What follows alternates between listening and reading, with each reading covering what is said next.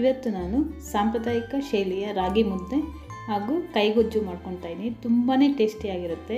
ಈ ಕೈಗೊಜ್ಜು ಅಂತೂ ತಿಂತಾಯಿದ್ರೆ ಬಾಯಲ್ಲಿ ನೀರು ಇರುತ್ತೆ, ಅಷ್ಟು ಟೇಸ್ಟಿಯಾಗಿರುತ್ತೆ. ಹಾಗೂ 10 ನಿಮಿಷದಲ್ಲೇ ಎರಡನ್ನೂ ಪಟಾಪಟ ಅಂತ ಮಾಡ್ಕೋಬಹುದು. ಈಗ ನೋಡ್ಕೊಳ್ಳೋಣ ಹೇಗೆ ಮಾಡ್ಕೊಳ್ಳೋದಂತ. ಇಲ್ಲಿ ನಾನು ಹುಣಸೆ ಹಣ್ಣು ಒಂದು 10 ನಿಮಿಷ ನೆನೆಯೋಕೆ ಇಟ್ಕೊಂಡಿದ್ದೀನಿ. ಹಸಿಮೆಣಸಿನ್ಕಾಯಿ ತೊಗೊತಾ ಇದ್ದೀನಿ ಹಾಗೂ ಒಂದು 5-6 ಬೆಳ್ಳುಳ್ಳಿ ಹೆಸರು ಸೇರಿಸ್ಕೊತಾ ಇದ್ದೀನಿ.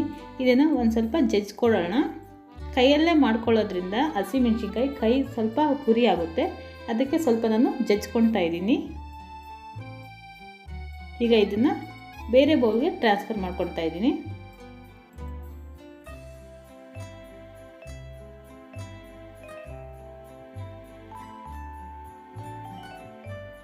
ಇದಕ್ಕೆ ಸ್ವಲ್ಪ ಕರಿಬೇವಿನ ಸೊಪ್ಪು ಕಟ್ ಮಾಡಿ ಸೇರಿಸ್ಕೊತಾ ಇದ್ದೀನಿ. ಈರುಳ್ಳಿ ಸೇರಿಸ್ಕೊತಾ ಇದ್ದೀನಿ, ಚಿಕ್ಕ ಚಿಕ್ಕದಾಗಿ ಕಟ್ ಮಾಡಿ ಇಟ್ಕೊಂಡು. ಇದಕ್ಕೆ ನಾಟಿ ಈರುಳ್ಳಿ ಇದ್ದರೆ ಅಂತೂ ತುಂಬಾ ಟೇಸ್ಟ್ ಚೆನ್ನಾಗಿರುತ್ತೆ.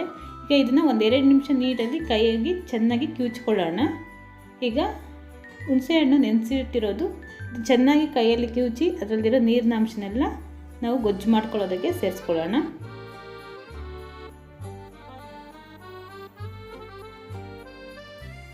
ಇದಕ್ಕೆ ರುಚಿಗೆ ಎಷ್ಟು ಬೇಕೋ ಅಷ್ಟು ಉಪ್ಪು ಸೇರಿಸ್ಕೊತಾ ಇದ್ದೀನಿ. ಹಾಗೂ ಸ್ವಲ್ಪ 1 ಇಂಚ್ ಆಗೋಷ್ಟು ಬೆಲ್ಲ ಸೇರಿಸ್ಕೊತಾ ಇದ್ದೀನಿ. ಹುಳಿ ಅಂಶ ಆಗಿರೋದ್ರಿಂದ ಬೆಲ್ಲ ಸೇರಿಸ್ಕೊಂಡ್ರೆ ತುಂಬಾ ಒಳ್ಳೆಯದು. ಹಾಗೂ ಸ್ವಲ್ಪ ಕೊತ್ತಂಬರಿ ಸೊಪ್ಪು ಸೇರಿಸ್ಕೊಂಡಿದ್ದೀನಿ. ಈಗ ಒಂದು 5 ನಿಮಿಷ ನೀಟಾಗಿ ಕೈಯಲ್ಲಿ ಕಿವುಚ್ಕೊಳ್ಳೋಣ. ಸ್ವಲ್ಪ ಕನ್ಸಿಸ್ಟೆನ್ಸಿ ತಿಕ್ಕಾಗಬೇಕು. ಕೈಯಲ್ಲೇ ಮಾಡ್ಕೊಳ್ಳೋದ್ರಿಂದ ತುಂಬಾ ಟೇಸ್ಟಿಯಾಗಿರುತ್ತೆ. ಯಾವಾಗಲೂ ನಮ್ಮಲ್ಲಿ ಕರೆಂಟ್ ಇಲ್ಲ, ಸ್ಟವ್ ಇಲ್ಲ ಅನ್ನೋವಾಗ ಈ ರೀತಿ ಈಸಿಯಾಗೇ ಮಾಡ್ಕೋಬಹುದು. ಕೊನೆಯಲ್ಲಿ ಸ್ವಲ್ಪ ಕೊತ್ತಂಬರಿ ಸೊಪ್ಪು ಹಾಕಿ ಇದನ್ನು ಪಕ್ಕಕ್ಕಿಡೋಣ. ಈಗ ಮುದ್ದೆ ಮಾಡ್ಕೊಳ್ಳೋಕ್ಕೆ ರೆಡಿ ಮಾಡ್ಕೊತಾ ಇದ್ದೀನಿ. ಇದು ಮುದ್ದೆ ಮಾಡ್ಕೊಳ್ಳೋಕ್ಕೆ ಒಂದು ಪಾತ್ರೆಗೆ 1 ಲೋಟ ಆಗೋಷ್ಟು ನೀರು ಸೇರಿಸ್ಕೊತಾ ಇದ್ದೀನಿ. ನಾನು ಇಲ್ಲಿ ಚಿಕ್ಕ ಚಿಕ್ಕದಾಗಿ 2 ಮುದ್ದೆ ಆಗೋಷ್ಟು ಮಾಡ್ಕೊತಾ ಇದ್ದೀನಿ.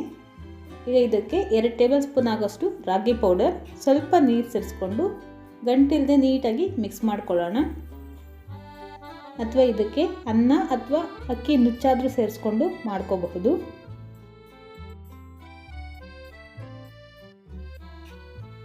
ಸ್ವಲ್ಪ ನೀರು ಕುದಿಯುವಾಗ ನಾವು ಮಿಕ್ಸ್ ಮಾಡ್ಕೊಂಡಿರೋ ರಾಗಿ ಮಾಲ್ಟನ್ನ ಸೇರಿಸ್ಕೊಳ್ಳೋಣ. ಕಂಟಿನ್ಯೂಸ್ ಆಗಿ ಸ್ವಲ್ಪ ಮಿಕ್ಸ್ ಮಾಡ್ಕೊಡ್ತಾ ಇರಬೇಕು. ನೀರು ಜಾಸ್ತಿ ಕಾದಿದ್ರೆ ಅದು ಗಂಟಾಗೋ ಚಾನ್ಸಸ್ ಇರುತ್ತೆ, ಅದಕ್ಕೆ ಕಂಟಿನ್ಯೂಸ್ ಆಗಿ ಮಿಕ್ಸ್ ಮಾಡ್ಕೊಳ್ಳೋಣ.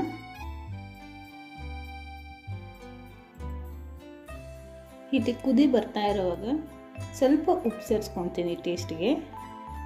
1/4 ಟೇಬಲ್ ಸ್ಪೂನ್ ಆಗೋಷ್ಟು ಕರಿಬೇವು ಮತ್ತು ನುಗ್ಗೆ ಪುಡಿನ ಪೌಡರ್ ಮಾಡಿಟ್ಕೊಂಡಿದ್ದೀನಿ, ಅದನ್ನು ಸೇರಿಸ್ಕೊತಾ ಇದ್ದೀನಿ.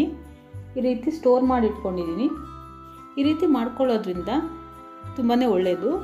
ಸ್ವಲ್ಪ ತುಪ್ಪ ಸೇರಿಸ್ಕೊತಾ ಇದ್ದೀನಿ. ಕರಿಬೇವಿನ ಸೊಪ್ಪು ಸೇರಿಸ್ಕೊಳ್ಳೋದ್ರಿಂದ ಡೈರೆಕ್ಟಾಗಿ ನಮ್ಮ ಹೊಟ್ಟೆಗೆ ಹೋಗೋದ್ರಿಂದ ಹೇರ್ ಫಾಲ್ ಕಡಿಮೆ ಆಗುತ್ತೆ ಮತ್ತು ಆರೋಗ್ಯಕ್ಕೂ ತುಂಬಾ ಒಳ್ಳೆಯದು. ನುಗ್ಗೆ ಸೊಪ್ಪು ಯೂಸ್ ಮಾಡೋದ್ರಿಂದ ಡೈಜೆಷನ್ ಪ್ರಾಬ್ಲಮ್ಗೆ ತುಂಬಾ ಹೆಲ್ಪು. ಈಗ ಚೆನ್ನಾಗಿ ಕುದೀತಾ ಇದೆ. ಈಗ ರಾಗಿ ಪೌಡರ್ನ ಸೇರಿಸ್ಕೊಳ್ಳೋಣ. ನಾವು ಕರೆಕ್ಟ್ ಮೆಜರ್ಮೆಂಟಲ್ಲಿ ಸೇರಿಸ್ಕೋಬೇಕು. ರಾಗಿ ಪೌಡರ್ ಸ್ವಲ್ಪ ಕಡಿಮೆ ಆದರೆ ಗಂಟಾಗಿಬಿಡುತ್ತೆ, ಜಾಸ್ತಿ ಆದರೆ ಗಟ್ಟಿ ಆಗಿಬಿಡುತ್ತೆ. ಅದಕ್ಕೆ ನಾವು ಎಷ್ಟು ಬೇಕೋ ಅಷ್ಟು ಕರೆಕ್ಟಾಗಿ ಸೇರಿಸ್ಕೋಬೇಕಾಗುತ್ತೆ. ಇಲ್ಲಿ ನಾನು 1.5 ಕಪ್ ಆಗೋಷ್ಟು ಸೇರಿಸ್ಕೊಂಡಿದ್ದೀನಿ. ನಾವು ಪೌಡರ್ ಹಾಕಿದ ತಕ್ಷಣವೇ ಮಿಕ್ಸ್ ಮಾಡೋದು ಬೇಡ. 1-2 ನಿಮಿಷ ನೀಟಾಗಿ ಕುದೀರಿ. ನಂತರ ನಾನು ಮುದ್ದೆ ಮಾಡೋ ಕೋಲಿಂದ ನೀಟಾಗಿ ಮಿಕ್ಸ್ ಮಾಡ್ಕೊತಾ ಇದ್ದೀನಿ.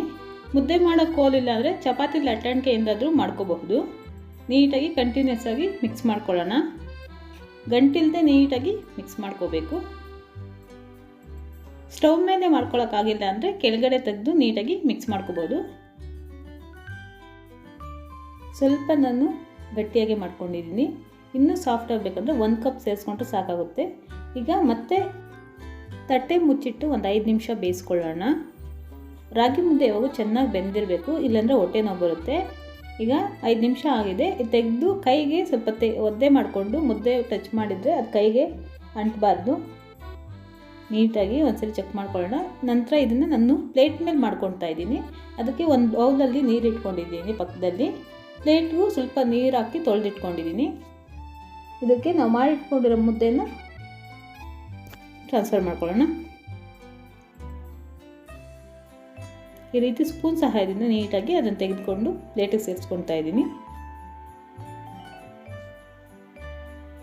ನೀಟಾಗಿ ಮತ್ತೆ ಕೈ ಒದ್ದೆ ಮಾಡಿಕೊಂಡು ನೀಟಾಗಿ ಚೆನ್ನಾಗಿ ನಾದ್ಕೋಬೇಕು ಮುದ್ದೆನ.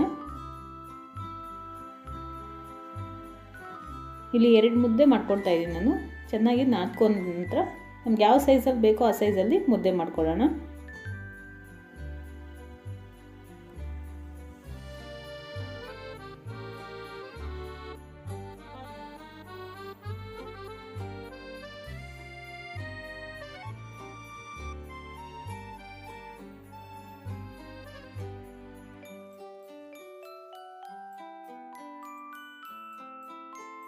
ಹೀಗೆ ಮುದ್ದೆ ಆಗಿದೆ. ಮೇಲೇನು ಸಾಫ್ಟಾಗಿ ಸ್ಮೂತಾಗಿರಬೇಕಂದ್ರೆ ಸ್ವಲ್ಪ ತುಪ್ಪ ಸವರ್ಕೋಬೇಕು.